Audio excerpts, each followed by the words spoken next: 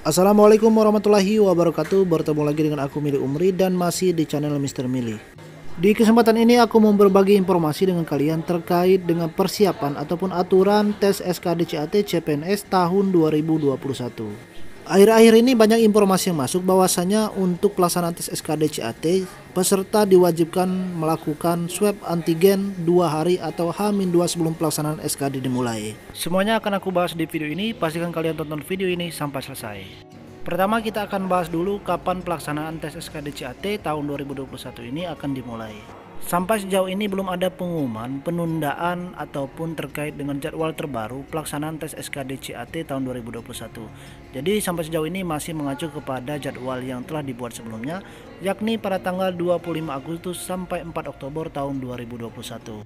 Dijelaskan juga dalam sosialisasi peraturan prosedur seleksi dengan CAT dan pelatihan petugas CAT pada tanggal 18 sampai 20 Agustus tahun 2021. Dari Humas BKN menjelaskan pelaksanaan seleksi calon ASN tahun 2021 akan memasuki tahapan seleksi kompetensi dasar atau SKD untuk formasi CPNS, P3K dan juga non-guru. Kepala Pusat Pengembangan Sistem Seleksi BKN Muhammad Ridwan menyebutkan jadwal pelaksanaan SKD menunggu izin dan persetujuan dari Badan Nasional Penanggulangan Bencana atau BNPB. Jadi terkait dengan jadwal pelaksanaan SKD kapan dimulainya menunggu dari persetujuan Satgas Covid-19. Yang pastinya kalaupun diundur nantinya kalian harus belajar ataupun persiapkan diri dari sekarang. Kemudian terkait dengan pakaian tes yang akan kalian kenakan pada saat pelaksanaan tes SKDCAT tahun 2021 ini. Pertama, kalian menggunakan baju kemeja lengan panjang berwarna putih polos tanpa corak. Jadi bajunya baju kemeja, jangan baju kaos. Dan juga di baju kemejanya lengan panjang tidak ada motif ataupun corak ataupun logo dan emblem yang menempel pada baju. Kemudian untuk bawahannya menggunakan celana panjang atau bagi wanita juga bisa menggunakan rok yang berwarna hitam polos tanpa corak dan bukan jin. Walaupun kalian menggunakan jin berwarna hitam, tapi itu tidak dibenarkan karena yang wajib itu menggunakan celana ataupun rok dengan bahan dasar berwarna hitam polos. Kemudian untuk jilbab berwarna hitam polos bagi yang menggunakan jilbab. Tapi kalau kalian tidak menggunakan jilbab, silakan kalian ikat rambut kalian serapi mungkin. Untuk pria, untuk rambutnya kalau bisa kalian rapikan. Tidak harus kalian botak ataupun pelontos, tapi rapikan saja rambut kalian. Untuk sepatu ini tertutup berwarna hitam. Jadi sepatunya berwarna hitam dan untuk jenisnya bisa pentopel ataupun bisa seperti sepatu orang mau pergi ke perkantoran. Selanjutnya karena ini masih masa pandemi Covid-19, kalian diwajibkan menggunakan masker atau menggunakan pelindung tambahan seperti face shield saat kalian datang ke lokasi pelaksanaan tes SKDCAT.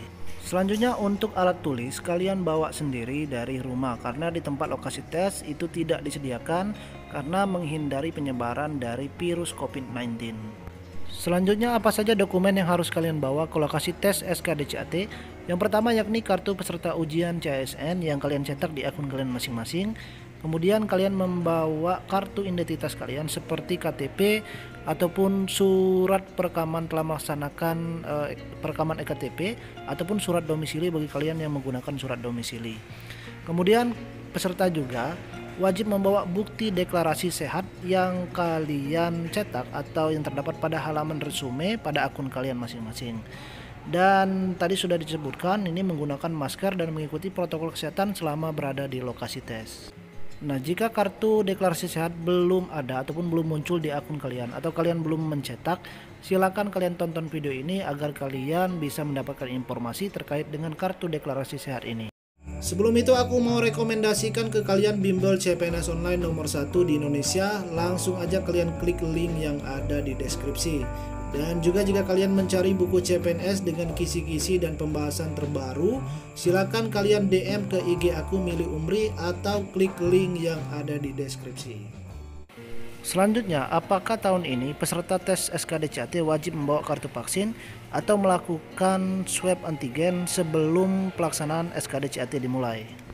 Baru-baru ini kita lihat pengumuman dari Kementerian Pertahanan Republik Indonesia nomor 4 tahun 2021 tentang hasil penetapan keputusan masa sangga seleksi administrasi calon pegawai negeri sipil Kementerian Pertahanan Republik Indonesia tahun anggaran 2021. Pada peraturan ini disebutkan pada halaman 2 tentang tata tertib selama seleksi, yang bagian A adalah kewajiban peserta. Peserta membawa kartu tanda peserta seleksi atau kartu ujian dan juga kartu tanda penduduk. Dan kedua, hadir paling lambat 90 menit sebelum ujian dimulai.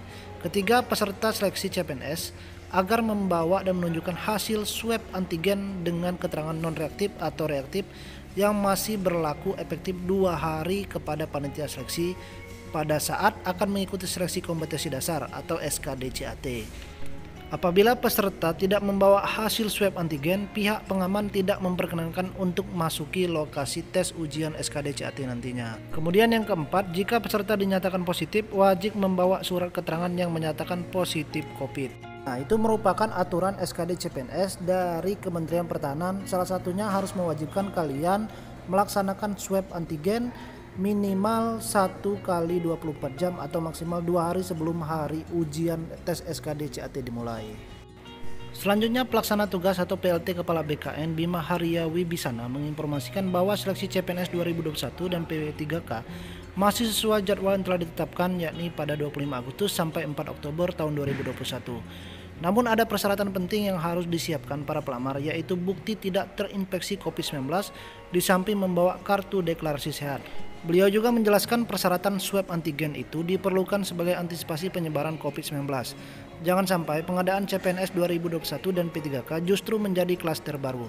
Mengenai syarat vaksin, lanjut Bima, hal tersebut belum dimasukkan dalam persyaratan mengingat masih banyak masyarakat yang belum divaksin. Nah, dari dua informasi tadi, pertama dari peraturan Kementerian Pertahanan dan juga kedua dari pelaksana tugas PLT Kepala BKN Bima Haria Wibisana, menjelaskan bahwasanya untuk tahun ini kemungkinan besar akan diwajibkannya para peserta seleksi SKDCAT tahun 2021 melaksanakan swab antigen sebelum mengikuti pelaksanaan SKDCAT.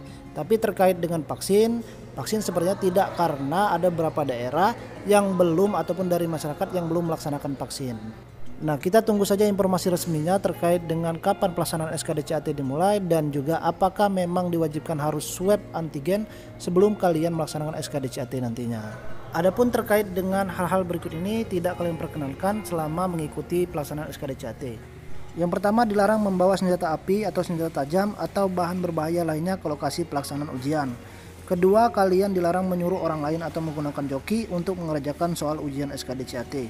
Ketiga, bertanya, berbicara, bekerja sama kepada sesama peserta. Keempat, menerima atau memberikan sesuatu kepada peserta lain tanpa seizin dari panitia. Dan kelima, ini kalian dilarang keluar ruangan ujian selama tes berlangsung kecuali memperoleh izin dari panitia. Yang keenam, kalian juga dilarang merokok, makan ataupun minum di dalam ruangan ujian. Ketujuh, melakukan kegiatan yang mengganggu peserta lain. Kedelapan, menggunakan komputer yang tidak sesuai dengan ditentukan oleh panitia. Kesembilan, kalian dilarang menggunakan komputer selain untuk aplikasi CAT. Kesepuluh, memasang perangkat apapun pada komputer CAT. Dan ke-11, kalian dilarang mencoret atau mengotori layar komputer. Nah, itu saja informasi yang dapat aku berikan untuk sementara ini terkait dengan persiapan pelaksanaan SKDCAT. Apabila nanti ada informasi resmi atau informasi lanjutan, akan aku buatkan video selanjutnya. Dan terima kasih untuk kalian sudah menonton. Semoga video ini dapat bermanfaat untuk kalian. Dan aku akhiri, wassalamualaikum warahmatullahi wabarakatuh.